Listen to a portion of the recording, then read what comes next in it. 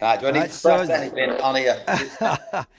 Sandy Holt, welcome to Stephen Mayer's Mairsy TV. And by the way, everybody, it was Sandy Holt. It was late. It wasn't me, so I'm not taking it. I'm not accepting it, by the way. Some folk gets a wee bit upside down with the link straight enough, but folks texting me saying, where is he? Is he on? They're saying it's just a wee bit he's a bit busy now, but he'll be on. Are you been a busy day? Yeah, well, life's busy, Stephen. First of all, thank you and Oh, massive apologies for listen, the absolutely no delay. problem at all.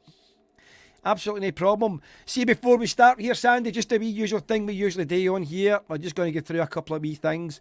Just a couple of wee sponsors, and it's Mairsy TV for here. Then you get your very own Bolton Thai Boxing Club. Everybody can see that for there. There's a telephone number. Contact Sandy. And we've got R&B coaching and development. Your one stop, one call collision. Give them a wee call if you're in a smash for there. And we've got Crew Jim Richardson's Siam, I can't say the second word, sorry Jim, Mui Buran, give him a wee call for there. Hose Prep, Healthy Chinese Anyone. And we have Selena's. And Team Mairsy, Personal Training, don't know that guy for there. Anyway, so, we'll come back to some of the stuff that you've sent me earlier on there. How you been, Sandy? First of all, like I said, apologies for being late. I had to drive from. I've moved out of Bolton now. This is for anybody who knows me. I've lived in Bolton all my life, and I've moved to another town called Darwin, which is sort of like 10 miles exactly as the crow flies outside of Bolton. It's just where my partner lives, so I've moved in here with her. But it doesn't stop me from, I'm in Bolton every day of the week, pretty much 7 days a week still. Again, apologies for being late because I had to fly to Okay. Bolton to my gym and then fly back to here. So apologies to all the people who You, have been waiting, and apologies to you, Steve. But thanks for waiting for me, and you're doing, I you're, can't wait. you're doing us the turn. You're doing us the turn. So we're live on Facebook and YouTube right now. So Sandy, how long have you been in Thai boxing? Well, started in 1977, and I'm only 33 for the record. Um, do the maths. With obviously the person I think everyone knows who was my teacher, my trainer, my Grandmaster Sken Yep. Kayopidum, one of the three famous masters who brought Muay Thai to the UK. Yep. So I was very blessed to be one of the early students, not the first, as some people think. William Hilditch was probably the first student that I remember prior to me. I used to train with William. Yeah, and then basically I started in Bolton because he was teaching a class in a Tay, spelled T-A-I, Taijutsu club in Bolton on a Thursday afternoon and a Saturday afternoon, which is where I first saw the advert in a Bolton newspaper. And I was doing karate, jiu-jitsu at the time, excuse me, and a few of the martial arts I was playing around with. Obviously the Bruce Lee boom. And I thought, what's this? Muay Thai. I thought, never heard of that.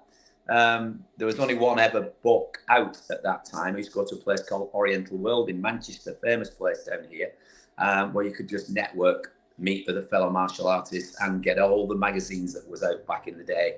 Combat, Fighters Magazine, Fighters Illustrated, Martial Arts Illustrated, Karate and Oriental Arts, all the famous magazines that was back then. And you go in there and you buy your books, you buy your martial arts gear. And you couldn't even buy a pair of Thai boxing shorts back then. There was no such thing. So we ended up wearing, and I'm jumping subject slightly, we ended up wearing Brian, which is the boxing company name, shorts. That's right, Brian. Because we couldn't get any Thai shorts. The only pair of Thai shorts that we could see was on the three masters, Master Sken, Master Toddy, Master Woody. So we was all desperate to get a pair of them from the get-go. But anyway, long-winded answers, do apologise. 1977. 1977. Did you think you would be this far down? Did you think you would still be here, Sandy? That's a good question, Stevie. I think when you get bitten by a bug and you find something that you like, love, and passionate about, then I think you don't really see the future. You just live in the present. Right. And I'm still living in the present right now. And I just feel that, everything that I've encountered and that's happened to me during this journey has just happened. And I think I'm grateful for it. Every day I'm grateful. Every day I'm humbled, and every day is a school day. I'm still learning Muay Thai. I still don't know it all. But I can't really give a straight answer to that other than I found something that I needed, I wanted, I loved, and it fit with the way I was as a personality. And the martial art of Muay Thai basically ticked all the boxes. Because when we were doing Muay Thai back then, and like crew Jim Richardson, and hello Jim if you're watching. You're born in a wee couple of minutes. Right, and we did Muay Baran with Grandmaster Sken. He used to teach us a lot of groundwork as well. A lot of people don't realise that. Sorry, we'll just bring him in now. There he is now. There he's there. There he is. How are you? Can you hear us, Jim? I'm fine, sir. How are you? Good. Yes. Sorry, I just thought he was just mentioning. I thought we'll just bring you in just now. We'll bring him in now, and that's it for there. So Sandy, I don't know if you can answer this. This is a wee story that I heard many years ago, and I heard the Grandmaster Sken and Master Toddy, when they came over to the UK, were originally going to set up in Glasgow. Now this is a story I heard, and apparently their car or bus or whatever had broke down in Manchester, and they decided to set up in Manchester. I heard that 2 or 3 times many years ago. You ever hear that story, no? That's new to me. But that said, when they arrived over here and they arrived into Manchester, they were studying at the Manchester University. They were studying English and engineering. Right. And obviously the pair of them couldn't speak English hardly. Master Toddy a little bit better than Master Sken. And they, I think collectively, they must have decided on where they were going to go. I mean, quite surprised, to be honest, they never went to London. Because London gets everything, doesn't it? Let's face it. The big smoke and Manchester, Bolton, Oldham, which is where the 3 masters, originated when they landed here. So maybe that was a conversation. Maybe that was something that was suggested to. I heard that a few times. And I've never heard that, but I wouldn't say it was a no. Interesting. Because obviously, if you think about the 3 parts of the country, you'd look at the top, obviously being Glasgow, Scotland. Then you'd look at Manchester in the middle, and then possibly Birmingham, maybe, and then of course London. But we was very, very, I was very grateful and very lucky to the fact they landed on our doorstep and not in London. Had it landed in London, it would have been interesting to see how that would have laid out, or Scotland for that matter. And here's another question for you, Sandy. Why did Master Sken, Grandmaster Sken, never fight? Was this an agreement? Why did they never fight any Master Woodies fighters? Remember Vinnie McGrath and all that? Remember Vinnie McGrath? But is it Vinnie McGrath, I think his name was? Yeah, no, of course we did. We fought Master Woodies. Did you? I didn't know. I didn't know that. Because I always wondered, why is Vinnie McGrath never fighting anybody for sitting wrong? Well, he did. Did he? I didn't know that. Sorry. One of the most famous fights he had was with one of my best fighters ever, who's now in New York, Phil Nurse. Who won the fight? And, well, they had 3. Oh, didn't even know that. I'd like to see that. Vinnie McGrath was tough enough. He was a tough guy, He was a tough fighter. I fought, God bless him, 2 of them from Master Woodies as well. I fought both Kevin Lloyd twice. Right. So they're from Master Woodies. Basically the one with Vinnie beat Phil Nurse. It was Phil Nurse's first loss, I think. Right. And he was unbeaten up to that point. He then went for a rematch and he beat him. And then Vinnie, obviously with it being 1-1, wanted a third, and Phil beat him again. So there was never a fourth. But Phil's always had and will always have the utmost respect for. But yeah, it just shows you how people talk, because me homing in and listening to all these conversations, and they were saying that apparently Grandmaster Sken and Master Toddy agreed that they would never fight each other's, camps. Well, so I didn't even know that. Yeah, I'd like to see that fight.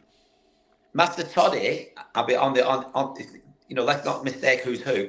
Grandmaster Woody and Grandmaster Toddy, obviously different. And Rama camp, which was Master Sken's, and then you had Master Toddy's, which is a different camp name. We rarely fought Master Toddy's. We only have I remember fighting. I remember fighting a show in Manchester once. And there's a couple of Master Toddy's versus Master Sken, but I think they had an agreement, and that agreement went for many years. And it was strange that it never went on. I don't know why. There's no really answers to that, but Master Toddy sort of went this way and Master Skem went that way. And they just, it's like two sides of a rail track, heading in the same direction, but never met. But with Master Woody, I fought 2 or 3 of his students. A lot sitting around, fought them constantly. But I think it might be the conversation, obviously, has been led to maybe people thought it was Grandmaster Woody, but it's actually Grandmaster Toddy that where we didn't really compete much with. Aye, that's what I was meaning, Sandy. Grandmaster Toddy. I thought that was the agreement, but Vinnie McGrath was a. Am I getting this wrong? Vinnie McGrath was a Grandmaster Toddy fighter. No, was he Woody? No, God, I get that all wrong. Sorry, I get that all wrong. Problem. No, it's easily done. Got it all wrong. Yeah. Aye, got it all wrong. All the years I thought he fought under Toddy as well. That's what I thought. All the years. So, Sandy, when you're learning the sport, build up to it, everything's coming together. What happened in the build up to your first fight? What was it like? I'm going to be fighting Muay Thai, this and that, and how did you find the differences between that? And you said you did karate and things like that before. How did you find that? Well, obviously karate. I found karate quite frustrating, and obviously maybe it was a bit of a lead up to finding Muay Thai. I remember fighting a very famous fighter in Bolton called Joe Tierney, and it's the Bolton Blockbusters he's called, and he's still got a martial arts shop in Bolton now called Martech, and I've got the utmost respect for him. And I remember catching him with a front kick, and I didn't get a point, and I kicked him, but they didn't register. And they just did one of these, what they call Gagazuki, the reverse punch, tapped me in the stomach, and they got a point, and the fight was over. And I went, I've not even been hit properly, and I just couldn't understand the format of just point scoring. And jiu-jitsu is, in itself is a phenomenal martial art. Karate is phenomenal. It depends on what level you go. Look at the Kyokushinkai style. They've took the roundhouse kicks. Master Oyama from Japan went to Thailand to learn the roundhouse kick, and he involved that into his system. And that's why Kyokushinkai knockdown karate came and how it became so successful. Right. But I felt that the karate format at the time, points thing, just didn't fit with me, and I didn't feel it was very realistic. And again, not taking anything away from karate guys, because there's some phenomenal karate fighters out there. Obviously karate's evolved as well. You see karate guys now with boxing gloves with a guard up here. That's not how traditional karate is done. It's done with the hands down low, and it's long stance, which wouldn't work in a combat sports system. But yeah, my first fight, again, another great question, Stevie. It was a massive, how can I say? It was a bit of a blur, really, for the fight, because it was over, and I was very fortunate to get a stoppage, and I think it was round 1. At the end of round 1, the guy came out with touch gloves. I think he was the guy I fought from Master Toddy's. I'm sure it's the only one that I did. With touch gloves, this was in Leeds, and the date was 1981. I can remember it. You never forget your first fight, will you? You won't forget yours. No. And we touched gloves, and as I touched gloves, he front kicked me straight in the stomach. And I remember looking down at my stomach, and it was like something out of the Bruce Lee movie. He cut my stomach with his toenails. His toenails were a bit long. And I looked down, saw blood, and that was it. I just chased the guy and just went for him for a whole minute. Just didn't stop. Relentless box, kick, knee, grab, clinch, turn, push, kick, punch, and just knocked him down in his corner, and he never got up. And it was like it was a blur, really, in the fact that wow, this works. Yep. This Muay Thai works. I've got hers standing up on my arms and my back, tingling, because I've put myself back in 1981. But yeah, it was a game changer. Yeah, I was saying to Crew Jim the other day there. We'll bring Jay in a wee minute there, Jim. Sorry, and I've seen a few of your fights, Sandy, and you're the only one out of all the fights I've seen, and I've seen a lot of fights, that adopted the sidekick on the counter and a jab. Is that to do with karate? Or is that, because me and Jim were talking, is that a Muay Boran thing, or what was that? Again, I'm glad you brought this up, because I don't know why it's not used. If you watch it, they teach it in Thailand. They do teach the sidekick, or teek kan as it's called, which is basically teek means like push kick, kan side, so the side kick. And for as much as side kicks into the martial arts, there's only 3 basic kicks in Muay Thai, just like there are 3 basic punches. You've got straight, you've got hook, you've got uppercut, and it's the same in kicks in Muay Thai, you've got straight, you've got round, and you've got side. Obviously, you've got back kick and spinning hook kick, crocodile kick, as it's known. But basically, the side kick is one of the most fantastic side kickers ever. Was one of my heroes of Muay Thai, which is Samart Payakaru, who I had the privilege to meet in Thailand when I was training in Thailand at the famous. The T-turn pro boxing. Say again. The T-turn pro boxing. Yes, he did, Steve. He won a world boxing title, and then he lost it to the Australian. But he, yes, and you watch him fight, and he used to use the side kick all the time to find range. His push kick side kick was phenomenal. You're the only person I've ever saw out of all the fights, and I said that. Why does he use that side kick? Why did you always counter with that side kick? I used to watch that a lot for there. It works. That's right. It's right. Because I was watching your fight there, because I've actually got it on a VHS cassette, and I got the fight with you fighting Tekken. Tekken, is it Tekken? Good fight, and that's on one of my VHS cassettes, for there. But absolutely brilliant. I got a few of them for there. But I want to bring in Crew Jim here a wee bit here, Sandy, if it's all right, because this is something I wanted to ask you and ask Crew Jim. Crew Jim obviously does the Muay Boran and things like that, and I wanted to hear the two yous, if it's okay, have a wee chat regarding what's the differences, if any, between Thai boxing and Muay Boran. So Jim, we'll let you take stage first. He's not hearing me. Thanks for that, Stevie. Is there differences? Well, as Mr. Sandy will probably correct me if I'm wrong, but it's the original arts of Muay Boran are a collection of arts. It's an accumulation of the ancient traditional styles which were first used in battle. And to make it more sport orientated, they had to bring in rules, i.e. the birth of Muay Thai. So there's a lot of techniques in Muay Boran that are not allowed in the ring for obvious reasons. They're too dangerous to do in the ring, and they can do some irreparable damage to people. So that's my interpretation of it. I might be wrong, but that's the way I see it. Sandy, when I've watched so many of your demos, am I right in saying there's a lot of Muay Boran in the demos?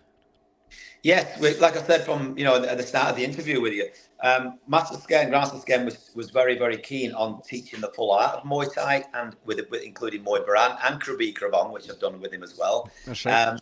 So he's always been about being a complete martial artist, and martial artist in the terms of what the true word of what it means. And if you're going to do something, then you develop the whole system. So, there was a lot of throws in there, what a lot of people don't understand. They don't see that because obviously when you do a Muay Thai fight, you cannot throw. No hip throws, shoulder throws, head throws, arm throws, leg throws. There's only certain sweeps allowed in Muay Thai, as you know.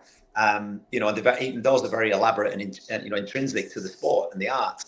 But some of the throws that he had us doing were just something like out of judo and jiu-jitsu. They're incredible. There was arm locks, there was joint breaks. There was this incredible amount. Muay Boran is an art within an art, and it was the first ever fighting system. The fights didn't go because obviously it was used to protect the country. So all the farmers, protecting the land from neighbouring. Obviously, if you're neighbours with Burma or Vietnam or Laos or whatever, and somebody comes across into your farmland and they come to try and take your take some of your land or take some of your animals or whatever, you had to fight, and they had to fight with basic tools. They didn't have machine guns and hand grenades, so they had to fight with what they had. And the weapons come from Krabi Krabong, and the fights would go to the ground and continue. The fight wasn't over until they basically finished the opponent off. So Muay Boran, it's almost infinite. And I haven't learned it all. I only touched on it. I only learned some of the basics, but it's a long time since I've done them. But it is a real phenomenal art, and it's not for everyone because a lot of people just want the flamboyance. They just wanted the bang, they want to see the crash, bang, wallop of Muay Thai, which we all know is effective. It's the toughest, the hardest stand-up contact sport in the world, bar none. That's why it works in UFC and MMA, the striking of Muay Thai. Sandy, have you ever fought or sparred with the Thais? Yes, that's when I first went to Thailand. I was again very, very blessed and grateful to be able to be one of the first. I think I was the first in the whole of the Sitnarong camp to go to Thailand in 1984. and I went to the famous Sid Tom camp, which is still there today.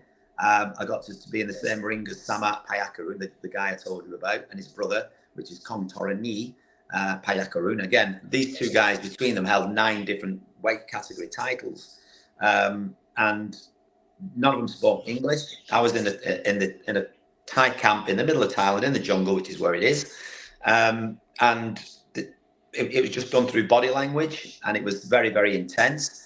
I only went I was there for a 1 week in the training there, and I had a 1 week holiday after, because I was only there for 2 weeks. It's a very short stay, really, relatively, but I got to train in traditional Thai boxing. And it was so basic, it was unbelievable. I thought it was going to be like, super complicated. But the Thais just do it a completely different way than we do. Training in that humidity was a killer, an absolute killer. So, and obviously I've sparred with Master Sken hundreds of times, which, it's like playing chess with your eyes shut. Well, I was at one of Master Sken's seminars. The very first time he came up to Scotland, I was at one of his seminars. I don't want to mention certain names here, I like to keep it that way, and there was quite a lot of there. I was fascinated by him, and I was also fascinated by William Hilditch, because he was with him. I liked William's style, and Master Sken, there was this guy, right? I don't know his name, this guy, but I always thought he was a wee bit funny with Master Sken, and Master Sken must have clocked this, must have seen this, and so he brought him out to demonstrate something, and oh my God, he hammered this guy's legs. I'll tell you, I was in awe. I went, this is amazing, by the way. This is amazing. And the guy took a bit of doing, by the way, honest to God. But I think he was a bit of wide. It was for another martial art. I think he was being a wee bit wide with Grandmaster Sken, and Grandmaster Sken says, we'll show you what it's all about. And it was low kick, low. Oh, they were crackers. They were unbelievable. But that's when I got to know. Well, I saw William Hilditch, and then it just so happens that a guy in Scotland knew him very well. That's how I used to go down and train with William Hilditch, down in Studio 2000, I think it was called, in Bridge Street in Manchester. Right. Yeah. I used to go down and train there, with Johnny Roy and all that. Used to train with him. Sparred with Johnny Roy, and I thought I was doing well till I took a bit of doing. So, but that was great days for there. But here's another thing, Sandy, and I was just mentioning this to Crew Jam as well. You're known as Bolton Muay Thai, right? Why are you not sitting wrong, or is that just a wee thing I'm asking myself? I thought you would have been sitting wrong, no? I was sitting wrong up until I actually trained with Master Sken for 21 years. What happened? Master Sken downsized his sitting wrong camp, changed it to MSA, which stands for Master Sken's Academy. Yep. What happened was Master Sken had, as you probably know, he had clubs underneath him, sub clubs which are scattered all around the UK and in fact, in Europe and around the world. And it was just a massive corporation almost. But it's like everything else, when you get one man trying to run a massive association, it comes at a cost and a price, and you're wanted in every town, to be there, in every city, to go and do a seminar or a grading or fights, whatever. And he was torn and ripped apart, left, right, and centre. And for as much as a lot of people thought, and I'm humbled to be, to have been given that title as his right-hand man. I'm always behind him, bear in mind, because he'll always be above me. And I'll always, no matter how long I've done this sport, he'll always be my teacher, and forever and a day. I'll never be that good. But Sit Narong, which stands Sit is student, Narong was his father's name, and it was in honour of his father, who died when he was the age of 7. He witnessed his father die in a shooting in his village by some criminals who came in to rob, like, the local post office, the shop, and his dad was a really nice community guy. He was part of the temple. He was part of the village group. He used to organise things and charities and all sorts. And they came in to rob the shop that he was in, and his dad got killed, and he witnessed that at the age of 7. And this is what inspired Grandmaster Sken to become the man he was. He was set out to revenge to get these men. There was 3 of them who came in, and one of them shot him, and he threatened with revenge to get all his own back, all these 3 people. He then ended up not doing that because 3 things bad happened to these guys, which is again another story. But he went to the temple because his mum said he needed to calm down because he was angry all the time. And in the temple, they taught him Muay Thai. And so what he did, that's when he became such a phenomenal fighter in Thailand. He was fighting on little temple shows. He had over 100 fights, undefeated. He was just a phenomenal phenom. And as well as that, he was learning Taekwondo. He ended up being a 5th Dan black belt Taekwondo expert, which hence why a lot of the kicks were, you can see when he was doing a kick, there was a lot of flamboyance there, but with the power of Muay Thai, which made it spectacular. And that's what gave him his name. But yeah, sitting wrong. The reason why, after 21 years, he actually, one of the hardest things that ever happened to me and ever happened to him, because, it was a very emotional this day, I'll never forget it. He said, "Sandy, I need to let you go." And I said, "Sorry, sir?" He goes, "I need to let you go. Basically, it's like having kids, and your kids grown up, and it's, they can they can drive a car, they've got a job, they've got their own money, they've got a girlfriend, blah blah blah blah blah. They can go where they want, they can travel, they've done all the things that the parents have done the best with this son, and they don't need to stay in the house anymore." So basically, he was downsizing, and he wanted to just only have a very small. So he literally revamped his whole sitting around camp and brought it right down. He put his eggs back into one basket and just ran his own club in Stockport. And he just got rid of so many instructors. Some he kicked out, and a lot he let go. So basically, that's how it came. So I said, "Well, what is our relationship?" He says, "We will always be master student. We'll always be friends." He says, "And you can go and call you." He says, "You are Bolton Thai Boxing Club sitting around anyway." He said, "You just lose the sitting around and carry on under Bolton Thai Boxing Club." So that's the story. And the respect has never gone. And Master Sken has, like I said, he downsized. Even now to this day, he's probably only got a dozen or so clubs underneath him because it just got too much for him. You've got to bear in mind, when I had I was Bolton Thai Boxing Club sitting around, I had Scotland, Devon, Falmouth in Cornwall, Whitehaven, and I had clubs all round me that I was teaching at. Chorley, Blackrod, St Helens. I had all instructors all underneath me around here in Leigh, Warrington, Bury. I had about 10, 15 clubs underneath me that sort of was underneath me and then underneath Master Sken. So all of them were part of his as well. Mm-hmm. So we're basically, when he downsized, I had to go to all of my clubs and I say, "What do you guys want to do? You can stay with Master Sken, or you can come with me, or you can go on your own." And we just all, basically, went our separate ways. Some stayed with me, some left. And it just downsized. But like I said, there was no animosity, there was no fallout, and there is absolutely no problems with any of us. No. You always see that when you look at you. It's always pure respect for there. I want to jump back to that fight with Tekken, if you don't mind. How was that a tough fight? Fighting for that title, was it tough? Again, Stevie, your questions are fantastic.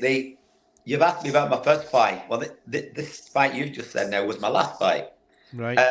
So I had 21 fights, and it's not the best record in the world, but it's quite good for back in that era, really, I suppose. And the record was 17 wins, 2 draws, which you can class as it's a joint win if you want to call it that. And I only had 2 losses on points. And the last fight, as you mentioned, the European title fight, was my hardest fight I ever had. In the second round, it was a 5 3-minute rounds. Second round, I got my arm broke I can't remember if it was a kick or a knee. I think it was a kick. And you might not see it on here, but there is a line there going down my forearm. It's a very great job what the surgeon did, but there is a scar there, which he broke my arm there in the second round. And then it broke it again in the 4th round here. So I had 2 breaks, complete fractures through my arm.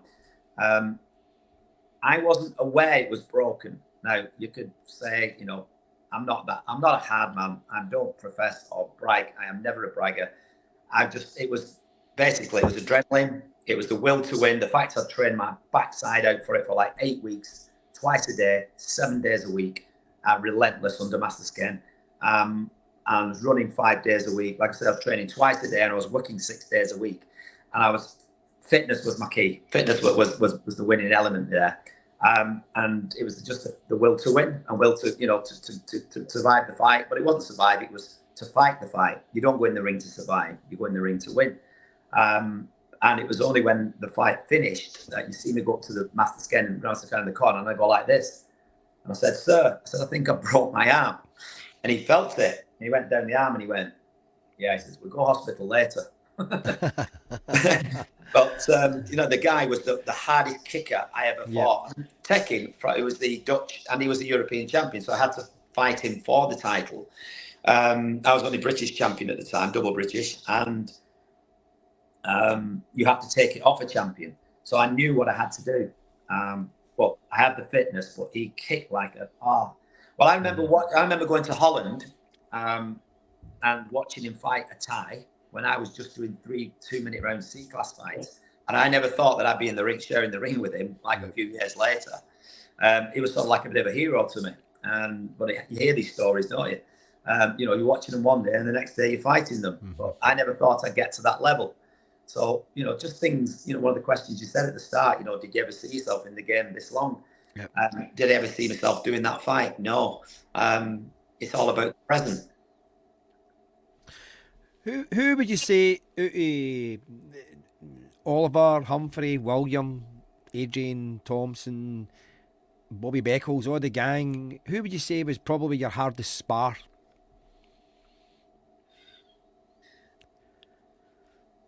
All of them. That's a good answer. Yeah, well, I mean, the likes of Tony Moore, Bobby Beckles. Bobby was one of my students. Phil Nurse, one of my students. Humphrey and Oliver, the 2 twins, they were probably not twins, sorry, brothers. And God rest, that Oliver passed a few years ago. That's right. Yeah, phenomenal kickers, phenomenal boxers. The hardest person to spar with was actually the person I trained with a lot at the start, was William Hilditch. He was a phenom. The only thing that William didn't have, which what I had over him, and it's the only reason why he liked sparring with me, was because I was fitter than him, and he liked the fact that I could push him. But he used to batter me, absolutely batter me. And it used to be funny because if you didn't hit him, he used to hit you harder, and he'd say to you, "Well, we're in the clinching and we're elbowing a knee and each other." He'd go, "Hit me harder, Sandy, hit me harder." And I'm like thinking, this guy's crazy. He was absolutely crazy. See, when you're talking about Oliver there, I was at a show years and years ago, and I don't know where it was. I know it was down south. And we went to this show, and Oliver and Humphrey were running the show. So I took a couple of fighters down to it. I can't remember what it was. Anyway, there was a lot of call-offs. And we're in the changing room, and Oliver came in, and he says, "Steve," he says, "do you want to do an exhibition? We've got a few call-offs." I went, "Hey, aye, no problem. Absolutely no problem. I'll do an exhibition with you." That was a mistake. So I'm in the ring and I'm moving about and it felt great. Now, I always teach my clients, my students at the time on it, never bounce off the rope and come right for them. Bounce off and come off at an angle. So what Oliver got me right off the rope, and I came right for him and he just went boom, right in the ribs. He bust my rib. He pure bust my rib. And I was like that. Oh my God. He went, Are you all right? And I went, aye, I can still continue. The ref said, "Are you okay?" I says, "Aye, let's do it." And I just threw one punch and went, oh my God. He busted my rib, by the way. That was a belter. I always remember that. And that'll be in video somewhere actually. Don't know where. I can't remember the show. It was Oliver and Humphrey, I think, it ran the show. But it's many years ago. And he bust me in the rib with I think it was a right uppercut to the ribs for there.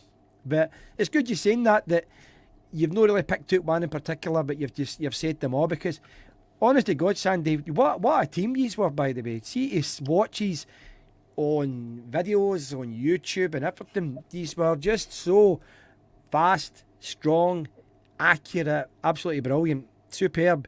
Now here's a question for you. I've never liked the Thai style of fighting. I always like and adopt the Dutch style. Am I right and wrong in saying that Grandmaster Sken taught you more of a Dutch style? Because you were fast. I just think it was his own unique style, Stevie, to be honest. I think that, I mean, to be fair, I mean, I know a lot of people won't realise, but after the fight in 1981, my first fight, Grandmaster Sken had to go he had to go back to Thailand, which would never have seen him again. Or he could manage to go to somewhere in Europe so he could sort his visa out. Because he lost his visa, he overstayed his visit. So we all campaigned for about 2 years. We even got a local MP and we did all sorts together. But he went to Holland for 2 years. And throughout that time, he was training in a gym in Amsterdam called Samurai Gym. Now, me and Oliver went out there together. We trained a full week with him. And I went out about 3 or 4 times over the couple of years because I ended up, William Hilditch at the time, a lot of people might not know this story, but William, for me, was my senior. The only thing different between me and William was he was about 5 or 6 years younger than me, and he was a bit young at the time to be able to take on the club that Master Sken left behind at Deansgate in Manchester. So William had the keys. We turned up one night, and Grandmaster Sken, but William was gutted that Master Sken wasn't here, that he had to go to Holland. And he just said, one night, William said, "Here's the keys, Sandy. Can you open up for us tomorrow? I'll see you tomorrow. I won't be able to get here in time." I went, "Yeah, sure, William." And we never saw him for 2 years. And I ended up, this is how I became an instructor. Mm-hmm. Now, at the time, I've got the likes of Eddie Thompson, Carl Thompson, Humphrey, Oliver, all these people, Junior Salmon, loads of them, Tony Moore, Luke, just loads, too many names to mention. And I'm stood there and I said, "Right, what shall we do?" And they all looked at me. They opened my big fat gob and they went, "What do you think?" I said, "Well, let's get some skipping ropes. We'll do what Master Scan has done. We'll do a few rounds of skipping, shadow boxing. We'll do some press ups, sit ups, squats, blah, blah, blah. Then we'll go on the bikes. Then we'll do a lot of roundhouse kicks. Right, let's get out, let's spar." So, because I opened my mouth, I was left with the keys and I ended up spending 2 years becoming and learning how to become an instructor from the baseline up. Yep. So I was never given an instructor's tuition of Master Scan ever. Right. I just had to try and copy what he trained us. And I just took the initiative. But the one thing I had over everyone, it's the only thing I had, because I used to get battered in sparring off them all, was my stamina. And I was good at running and stuff. So I used to take them all for a run, kill them all off. Mm-hmm. And then we'd go in and do 2 hours. The classes were 2 hours back then, not an hour or a half. But yeah, I've probably gone right off the subject here of what you're talking about. It's okay. So I think Master Sken already had this bit of an influence. He was obviously Thai trained. You know, he is Thai. He came over with that style that he learned from Sid Yatong camp, and it's from his master in the Buddhist school. You know, where he was studying as a monk. And then he had his 5th Dan black belt Taekwondo style thrown in the mix. Mm-hmm. So there's 3 things. And then the 4th one, you know, he had 2 years in Holland. So I just think it was a real blend of styles that gave him this unique sitting around style that they had. So, you know, and I think everyone knows it. He has got a style. I mean, if you go to any camp, like you go to the Bad Company where Liam Harrison's from, you know, they've all got a certain way of doing things. Mm-hmm. And, you know, they've got certain areas what they seem to be very, very strong upon. I want to go back a wee bit there when you're talking about Master Sken and the visa.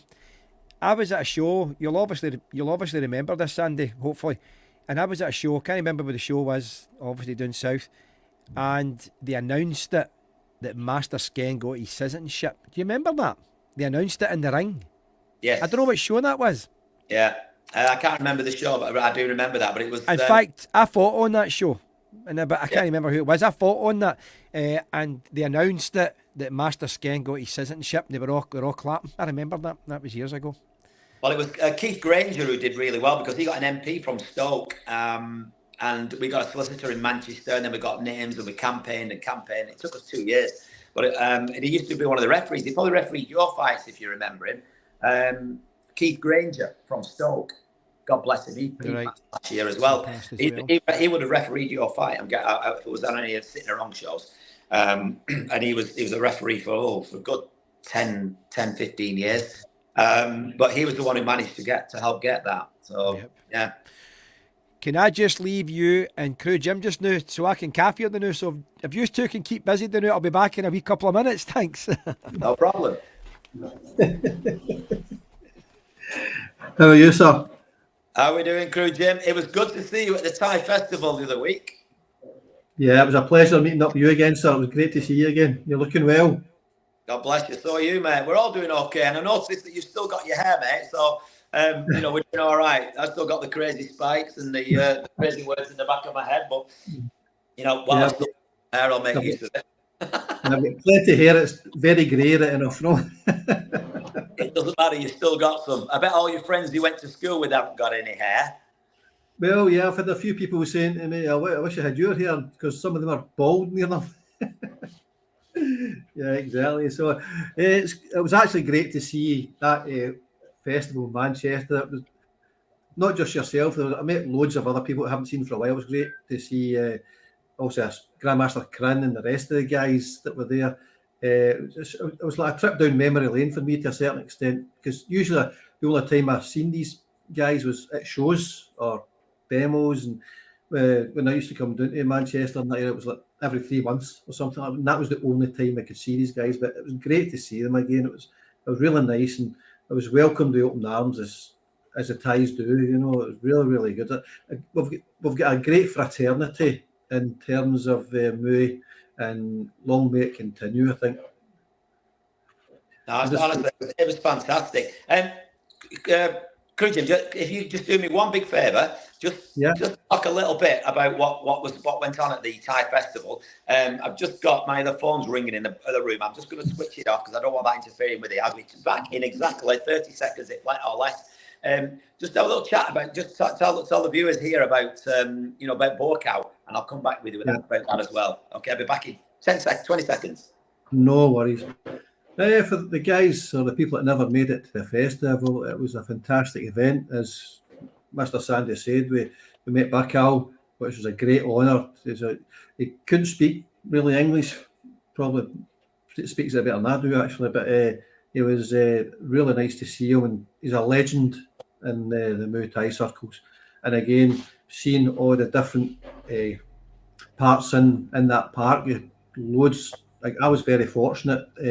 I was looked after by Mr. Julian Forbes from Silipa Camp, who took me and drove me all over, and got me into the place as well. And I met some other people, guys that I hadn't met before, and faces that I'd seen and recognised but couldn't remember the name, which is quite embarrassing sometimes. I do that in my daily life. You kind of see a guy's face and say, I can't remember your name. But it was great to do it. And seeing all the Thai dancers, the demonstrations in the ring was amazing.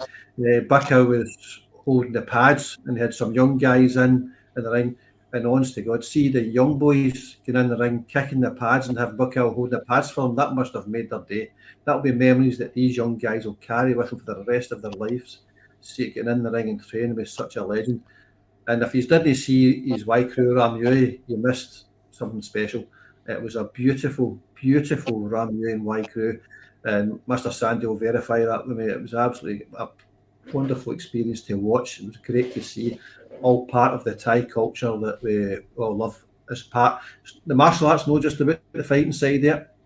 It's about the culture. It's about the respect, and learning about a system which teaches courtesy, honour, and respect.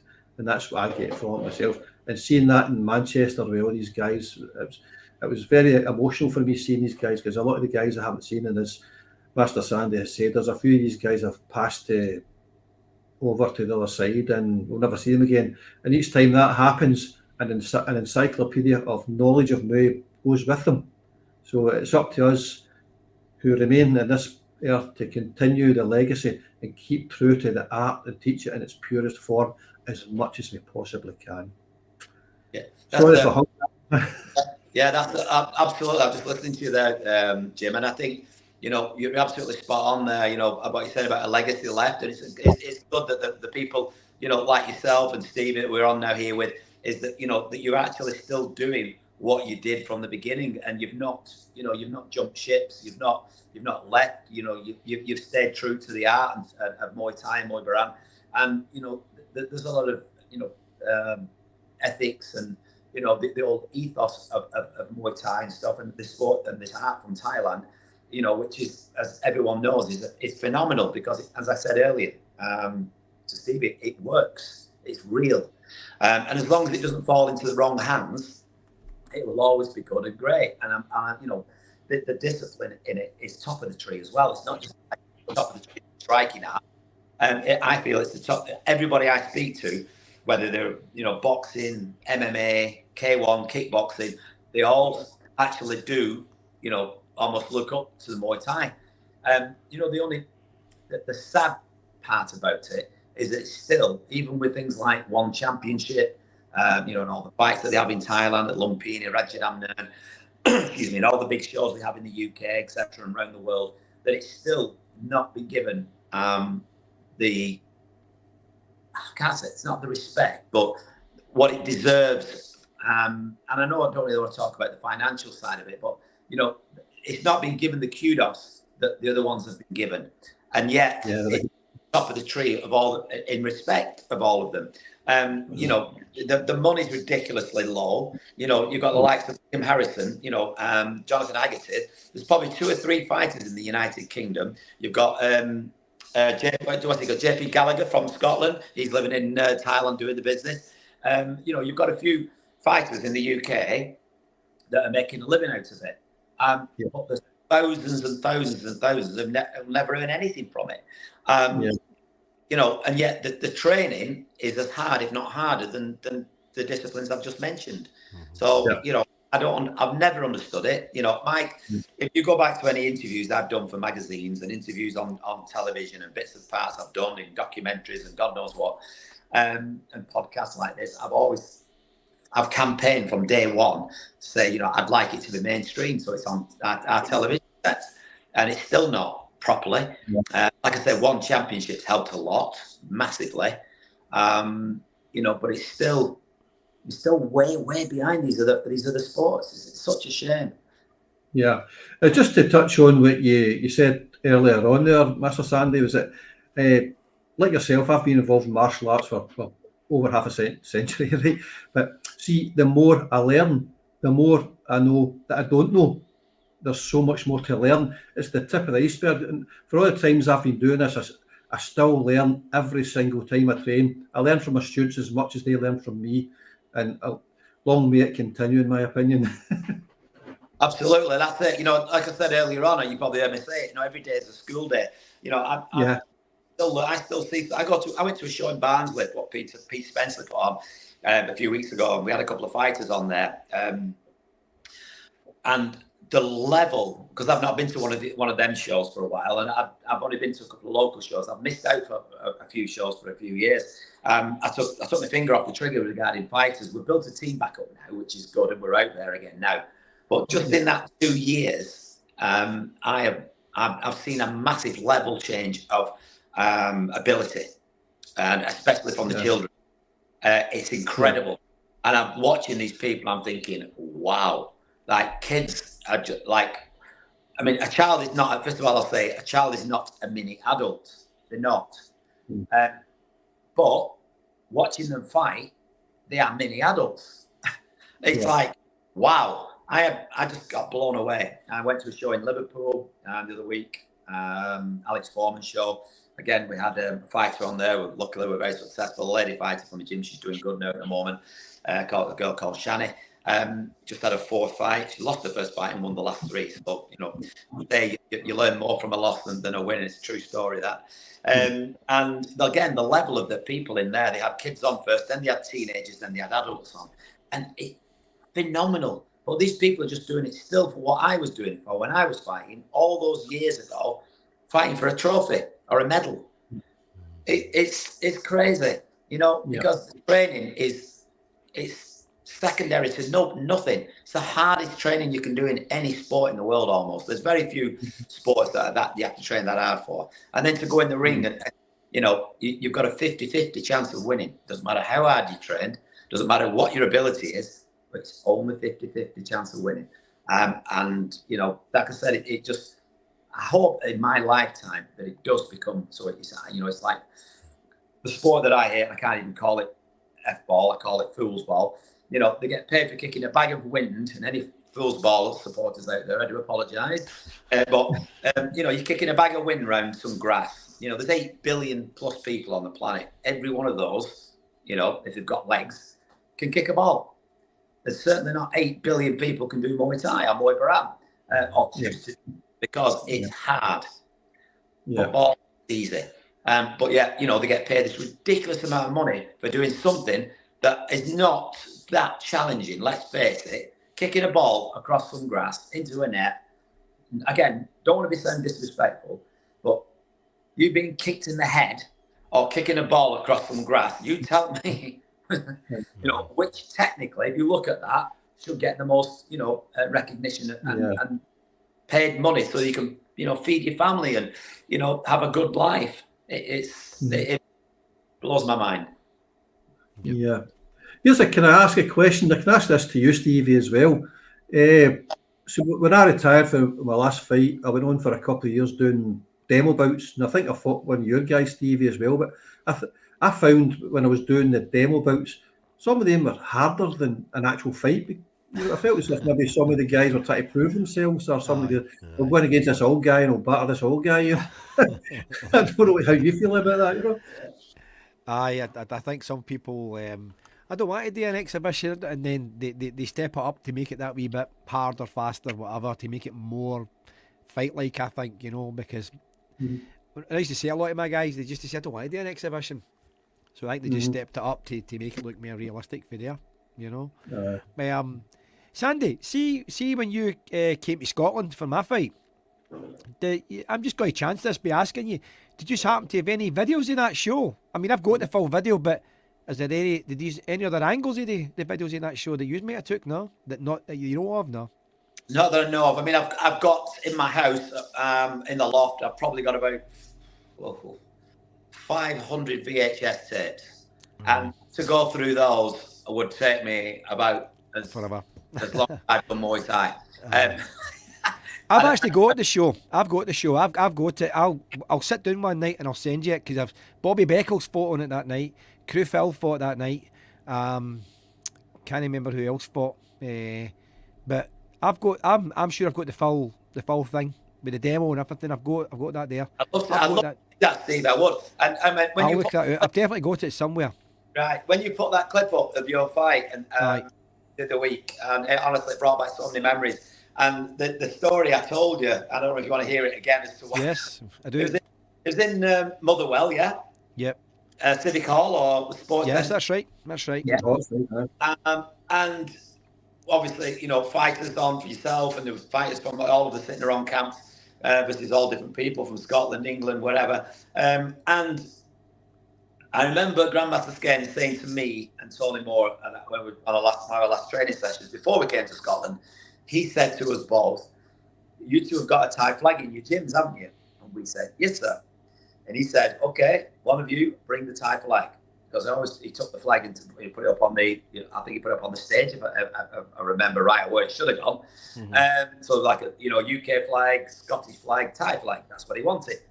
And so I got into my gym the next day and I'm looking at my Thai flag and I've got a UK flag there, side by side, but it's nailed onto a wall.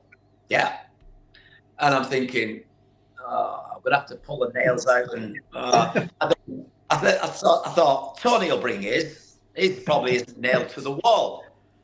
So we get to Motherwell. We help him set up. I seem to remember actually helping take down the ring there as well, I think, because there was some situation. Everybody left and we ended up helping put the ring up or put it down. It was one of the two. We had the fights. I was privileged to be in your corner. You fought spectacularly and won with a stoppage. In front of your own crowd in your own country. Absolutely wonderful. Couldn't have been any better for you. The show went great. Blah blah blah blah blah. But jumping back, Grandmaster Skene, getting all the stuff out, getting the boxing gloves out, the boxes, all the stuff, and he just went. He looked at me and Tony Moore, and he went, "Where's the Thai flag to put on the stage?" I looked at Tony. Tony looked at me, and I went, "Have you brought it, Tony?" And he went, "No." And he said, "Have you brought it, Sandy?" I went, "No." And I looked at us both and he went, I can't remember, it was either 50 or 100 press-ups. I think it was 100. He was fuming. And we did it in front of the stage. You remember the stage, obviously. I remember you doing the press-ups. Yeah. I remember it. Aye. And there's all the crowds coming in like that, looking at two guys doing press-ups. Aye. I remember it. to watch the fights. And I'm like, but you know, that's the discipline. That's the that's my fond memory of the Motherwell show. Well, I've definitely, I'm positive I've got the full show or a good bit of it with the demo as well. And I'll make a point of that. You're looking at it and sending it to you, definitely without a doubt for there, Sandy. You know.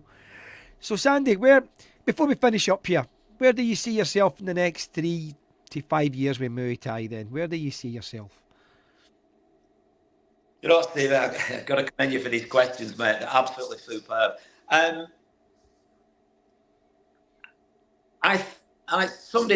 been asked this question a few times. It's quite funny. Even walking around Bolton, obviously, you know, Thai boxing is very big, and I'll have people come up to me going, "Oh, hi, Sandy, how you doing? You're all right? You're still training? Yeah, you're looking good, chef. Oh, thank you." They go, "When are you going to retire?" And I hate that word. I just think that. You know, and I said, "I've no plans on retiring. I will do this till I can't." Yep. So. Looking forward 3 years, what I will do, and I don't even like to use the word semi-retire, but what I might do is just cut 1 day a week less. So because I spend that much time doing this, it's a 7 day a week thing. My gym is open 6 days. It was open for 7 days for like 30 years. And the last 10 years, I've dropped it down to 6, which is still a lot more than most. But then it doesn't end up being 6. It still ends up being 7 because on my day off, I can be doing things for my gym. I'm taking phone calls. You'll know yourself. We're doing clients and, you know, doing what you do. You know, I'm answering emails, text messages, Instagram, Facebook, Twitter. And I'm just, you know, phone calls, email, text messages. It's an 8 day a week profession.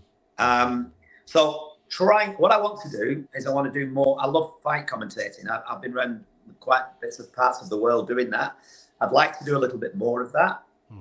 I really love fight commentating and be able to use my experience to be able to use this big gob into, you know, help educating people, as you know, and talking about the things, the passion that I've still got for the, you know, for Muay Thai and the striking arts. So, you know, and I just want to continue to keep my gym successful, help anyone where I can. And you're very well known. You're very well known. Without a doubt, you're very well known. I can tell you that. Even up here, you're very well known. A lot of people know Sandy Holt. I'm humbled, and I have never. I don't see myself as being anyone because I'm just saying that. In this sport and this art, I don't see myself as being anything special. I don't see myself being better than anyone. I don't, just because I put a long time in it doesn't make me say that I'm the best, because I'm certainly not. There is some phenomenal instructors, and you know, we've got the likes of yourself, we've got Crew Jim, Master Jim. You know, the knowledge is power, and as Jim was, you know, we've got to share that. I'll never forget Grandmaster Sken saying to me this, and because his English was never great, he tried to explain how when he showed us the technique, how he wanted us to be like, if he did it for marks out of 10, he was 100. He wanted us to get to at least 99% of what he did. And obviously we couldn't, because nobody's that good as him, you know, for his technical ability, but we did as best as we could. And he always said, he goes, it's like a photocopy. He goes, if you take a photocopy of me, meaning Master Sken, Grandmaster Sken, take a picture of me doing this technique or whatever, and I then copy the photograph and give it to you, and then you copy and give it to Jim, and Jim gives a copy to him, and he gives a copy. How far down the line before that copy is so weak that you cannot see what it is? So Master Sken said, make the original copy as strong as the original. So very, very, you know, be as, you know, copy it the best you can to keep the strength of the copy, so that when you go down the generations of, you know, first generation, student, second generation student, third generation student, keep it as strong as you can. And, you know, if you keep that ethos, then, you know, we'll keep everything alive and keep it all, you know, where it should be at the top. So just one more question. One more, then we'll let you go on your way. What made you go with the fancy hairdos? What made you go with the fancy hairdos? Yeah, these questions are too good.